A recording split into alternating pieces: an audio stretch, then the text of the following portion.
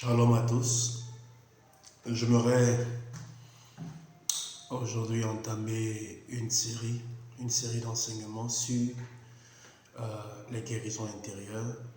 Et le thème que je nous propose, c'est l'état de la famille et la déformation de la personnalité. Alors aujourd'hui, nous allons faire une introduction pour voir comment l'état de notre famille peut nous affecter, comment l'état de notre famille peut déterminer ou va déterminer notre caractère, notre comportement, nos relations, va déterminer notre vie. Vous savez, il est dit souvent qu'avant de juger une personne, il faut d'abord l'écouter. Il faut d'abord écouter la personne et après avoir écouté la personne, nous serons à même de apporter un jugement, soit un jugement mais qui émane de notre compréhension de la personne.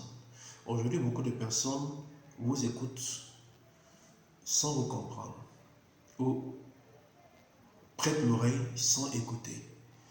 Et on a plus de personnes qui sont promptes à écouter pour condamner que écouter pour comprendre.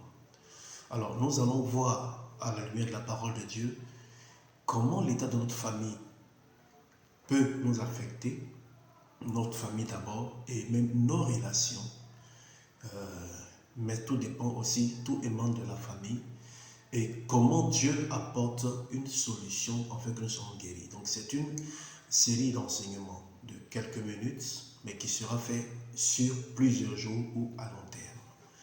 Alléluia. Et que Dieu nous bénisse. Alors aujourd'hui, nous allons commencer par la famille. La famille, c'est l'ensemble de personnes qui sont unies par le lien de sang. Mais aussi, il est dit de la famille des personnes qui sont issues d'une même souche. Quand on parle de même souche, on parle par exemple de l'arbre généalogique. Les personnes qui sont... il y a les ascendants et les descendants. Et tout ça, ça concerne, ça parle de la famille. C'est la famille. Aussi, la famille, ce sont des personnes ou des relations que nous avons eues par alliance. Il y a aussi des relations par alliance qu'on appelle aussi la famille. L'église aussi est une famille. Vous savez, l'église est une armée. L'église et les dimensions de l'église est une armée. L'église est un corps. L'église est un hôpital. L'église est une école.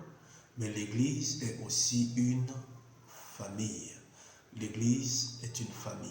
Et nous voyons combien de fois certaines personnes sont frustrées, blessées au sein de l'église. Alors, comment l'état de la famille peut affecter notre personnalité? Donc, aujourd'hui et les autres jours, nous allons d'abord parler de la famille. La famille, nous allons parler de la famille, nous allons parler des abus dans la famille. Voici le plan de notre enseignement.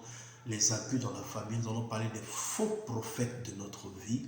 Et ensuite, nous allons aussi parler de l'absence du père, l'abandon de la mère, comment l'absence du papa et l'abandon de la maman ou l'abandon de la maman peuvent affecter le caractère, le comportement d'une personne. Nous allons aussi parler des différents caractères et des différents comportements que l'on développe.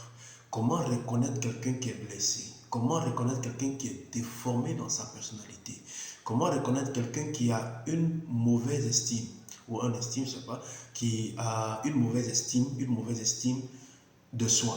Comment reconnaître cette personne qui ne s'estime pas à sa valeur et à sa hauteur, et à sa valeur réelle? Nous allons aussi parler des différents types de personnes que nous rencontrons émanant des blessures. Il y en a 4. Nous allons aussi parler des différents types de manipulateurs, parce que les blessures amènent aussi à devenir des manipulateurs. Alors nous allons voir que nous allons parler des 4 différents types de manipulateurs. Ensuite, nous allons parler du balancier de la fuite. Lorsque les gens sont blessés, comment ils essaient d'atténuer leurs blessures, comment ils essayent de fuir, comment ils essaient de fuir pour pouvoir calmer leurs blessures, pour pouvoir sauver leurs blessures. Et enfin, nous allons parler de rétablissement ou de la restauration. la restauration, comment Dieu peut nous guérir, Dieu va nous guérir. Donc, Dieu vous bénisse, restez connectés, c'est l'introduction.